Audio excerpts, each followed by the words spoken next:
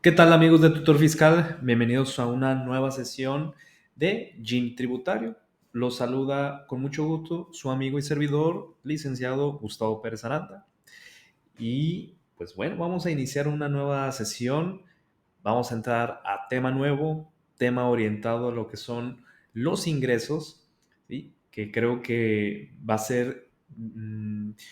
vaya, el tema de facturación que veníamos manejando con anterioridad no significa que no sea interesante, sin embargo, ya una parte más sustancial, ¿no? Del correcto cálculo de impuestos, pues, sin duda alguna es el tema de ingresos.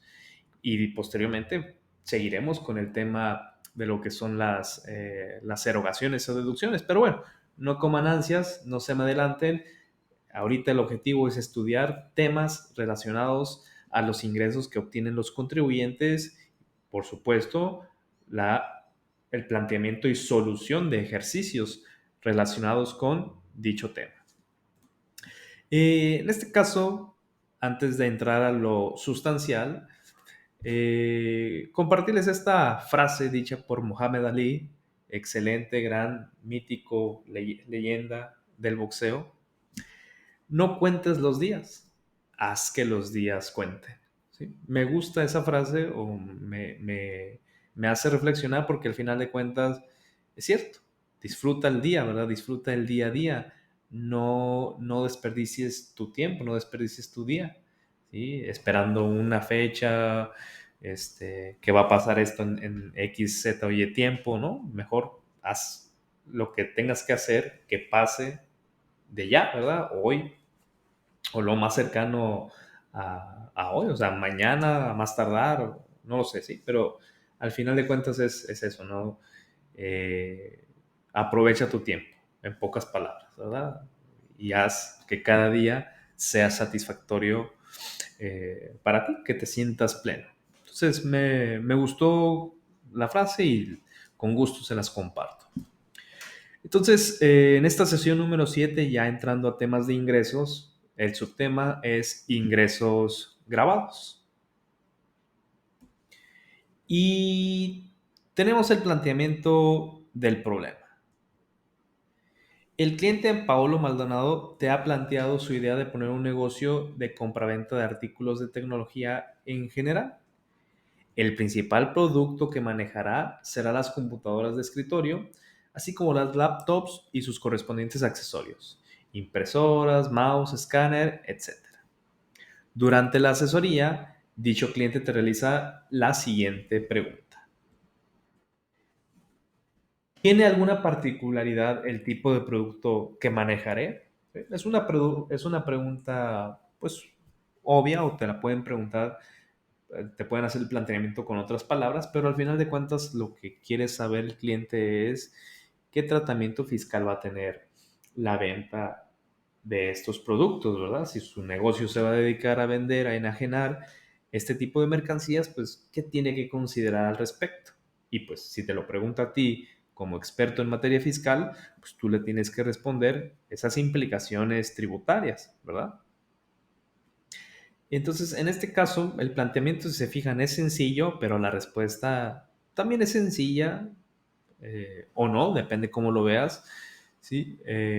Trato o voy a tratar de que la respuesta o el planteamiento de la respuesta sea lo más clara posible, pero pues obviamente implica un análisis de cada uno de los impuestos. De hecho, por eso aquí la sugerencia de búsqueda: ley de ICR, ley de IVA y ley de IEPS. ¿Sí? Entonces, ponle pausa al video, analiza la pregunta, el planteamiento que se está realizando, y cuando ya tengas una respuesta, adelante, continúas con el video, lo reanudas y checas si esa respuesta concuerda con lo que te estoy comentando.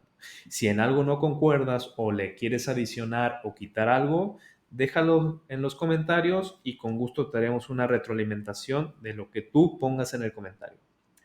De igual manera, si te gustó este video o te está gustando o te gustó la respuesta, te dejó algo de utilidad en tu aprendizaje del día a día, no olvides darle un like, ¿sí? Y si gustas compartir también nos ayudaría bastante.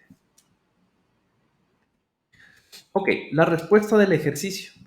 Siempre debemos analizar la naturaleza del bien o servicio que el contribuyente se encuentre manejando con la finalidad de conocer su tratamiento fiscal y así saber si los ingresos que obtiene o que va a obtener por la enajenación o prestación de los servicios genera algún tipo de impuesto. Podemos dividir nuestro análisis en tres grandes apartados que siempre debemos tener en cuenta, sobre todo porque son los impuestos principales a nivel federal, ¿verdad? Y si vas a tener un negocio, pues estos impuestos siempre tienes que tenerlos en la mira, sobre todo los primeros dos, el impuesto sobre la renta y el impuesto al valor agregado. Y luego va a haber un tercer impuesto que, como su nombre lo indica, es un impuesto especial y no siempre se va a generar, pero de todos modos siempre lo tienes que tener en la mira para tener la certeza de saber si existen obligaciones relacionadas a dicho impuesto y en el tema que nos ocupa el día de hoy, si existe la obligación de gravar el ingreso que se obtiene con dicha contribución. Hay un principio tributario que debemos tener en cuenta para saber si un producto o servicio se encuentra grabado o no, ¿sí? Y es el siguiente. Todo ingreso se encuentra grabado, salvo que las leyes fiscales señalen cosa en contrario. Es un principio fiscal eh, y que al final nos puede ayudar o nos da una guía, nos da, como dicen, a veces no nos da un norte, en pocas palabras poderle dar solución a muchos planteamientos, ¿verdad? Entonces yo creo que se pueden quedar con esto, claro, más aparte de lo que ahorita vamos a comentar. Dicho principio es perfectamente aplicable a la ley de ICR, bueno, al impuesto sobre la renta, perdón, y al impuesto al valor agregado. En cuanto a lo que es el IEPS, aplica de manera particular solamente a los productos y o servicios que literalmente marca dicha ley. De ahí que es un impuesto especial. O sea que si yo ya sé, si yo al analizar la ley del IEPS veo que mi producto está catalogado como pues, un producto o servicio que sí paga este impuesto, pues entonces ya con ese análisis que estamos haciendo vamos a saber que es un ingreso grabado, ¿sale? Pero este principio sobre todo es muy funcional cuando estamos hablando del impuesto a la renta y cuando estamos hablando del impuesto al valor agregado.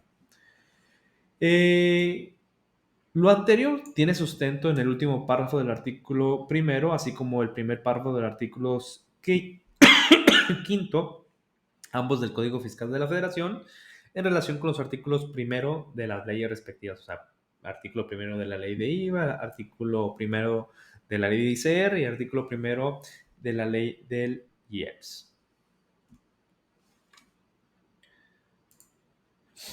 Estos artículos dicen lo siguiente.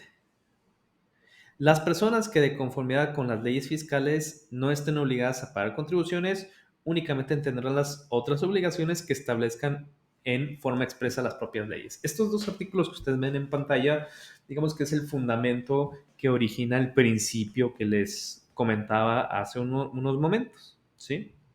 Si se dan cuenta, pues oye, este último párrafo del artículo 1 del código dice, nos habla específicamente, oye, si la ley fiscal señala que no estás obligada a pagar contribución, o sea, por lo tanto, se interpreta o se puede interpretar que de entrada se presume que todo ingreso pues va a grabar un impuesto, ¿sí? Salvo que las leyes te exenten de dicha obligación, ¿sí? Como lo señala aquí el último párrafo del artículo primero del código.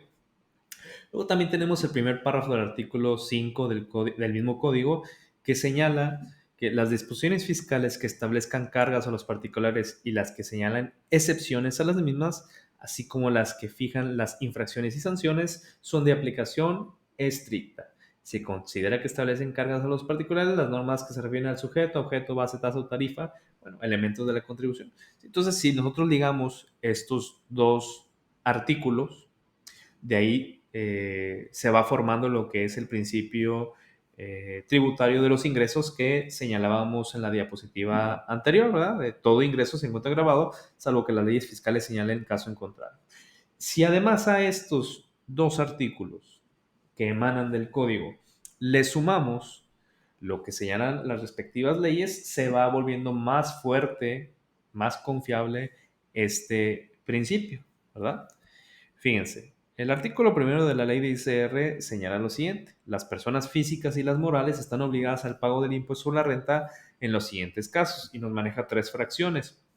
Fracción primera, las residentes en México respecto de todos sus ingresos, cualquiera que sea la ubicación de la fuente de riqueza de donde proceda. Entonces nos está diciendo que, hey, resides en México, vas a pagar ICR respecto a todos tus ingresos. Entonces, fíjense, ya nos dice, todos tus ingresos son sujetos a ICR.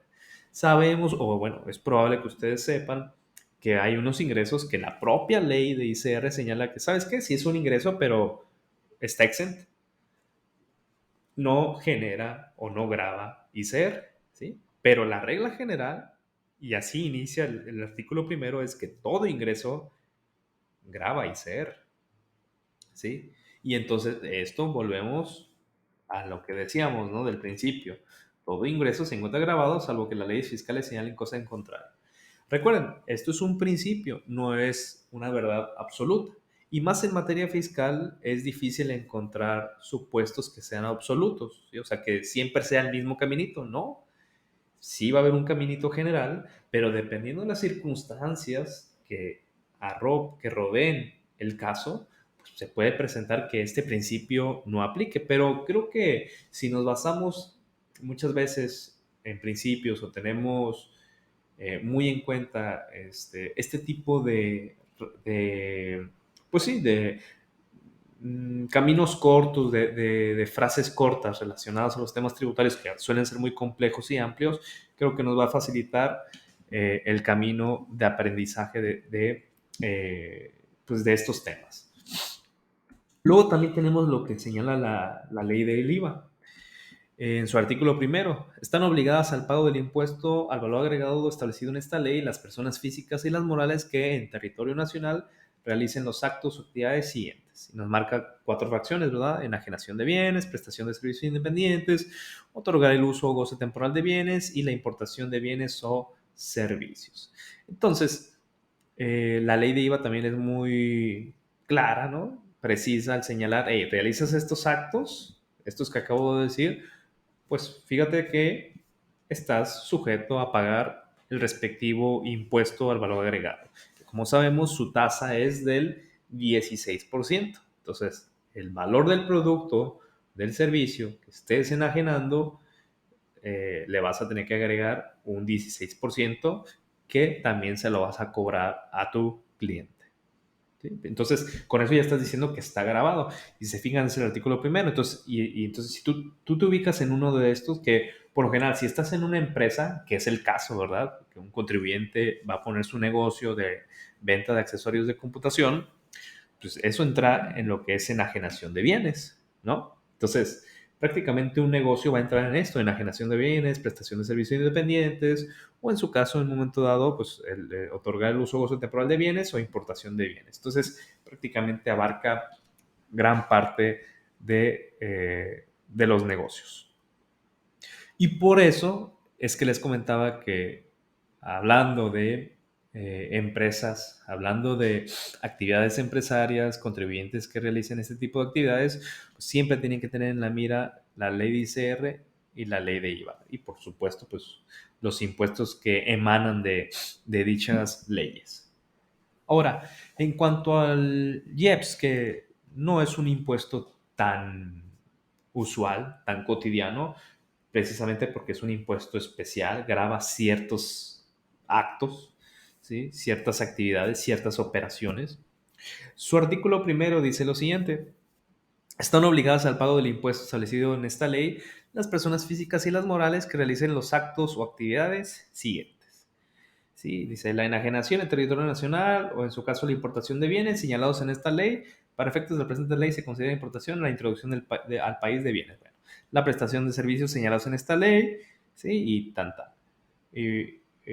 Ahora, no, si tú nada más lees este primer artículo, pues como que quedas en las mismas, no, bueno, lo señalado en esta ley, pues está bien, ¿no? Me dices que enajenación de bienes, prestación de servicios, deben pagar este impuesto, pero no me dices de qué tipo, ¿verdad? Sus tasas también.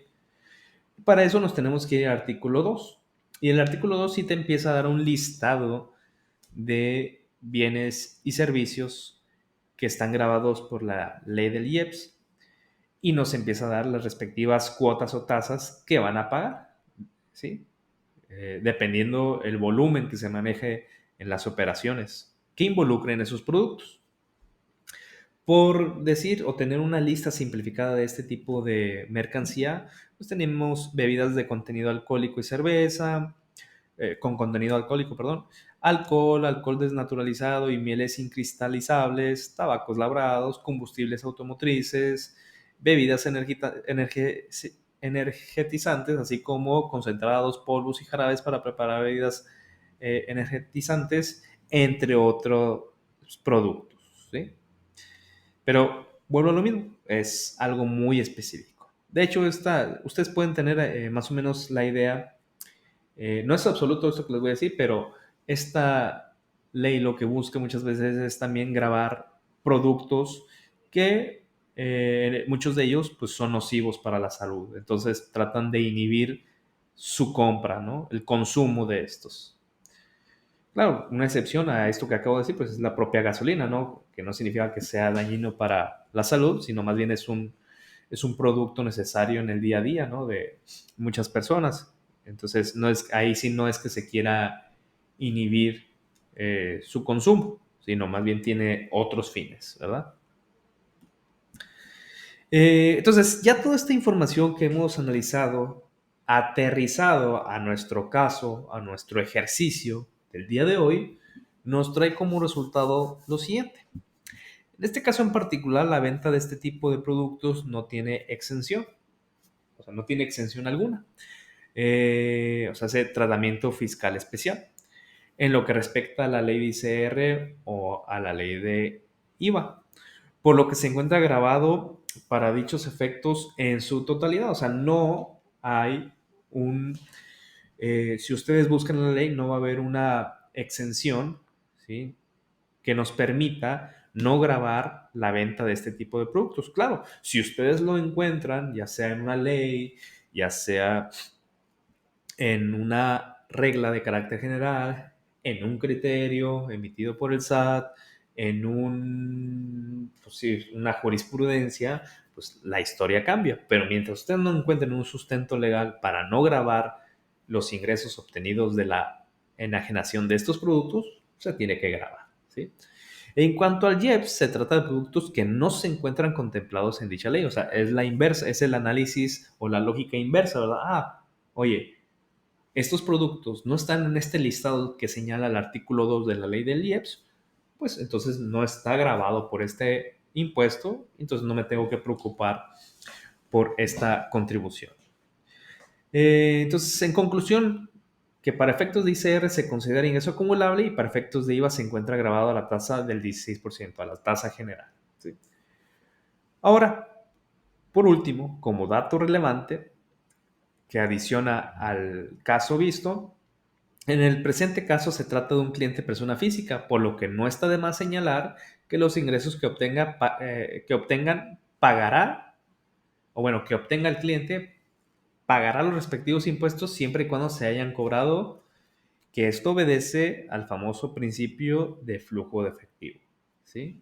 Que ese principio básicamente lo que señala es que al ser persona física va a grabar ICR sus ingresos e IVA sus actos o actividades hasta que haya efectivamente cobrado la contraprestación solicitada. O sea que si yo te vendo un producto a 1,000 pesos más IVA, o sea, 1,160, hasta que tú efectivamente me pagues esos 1,160, yo voy a estar obligado a pagar los respectivos impuestos, ¿sí? O sea, en ese momento es cuando se da el hecho generador del impuesto, tanto ICR como IVA, en el caso de personas físicas.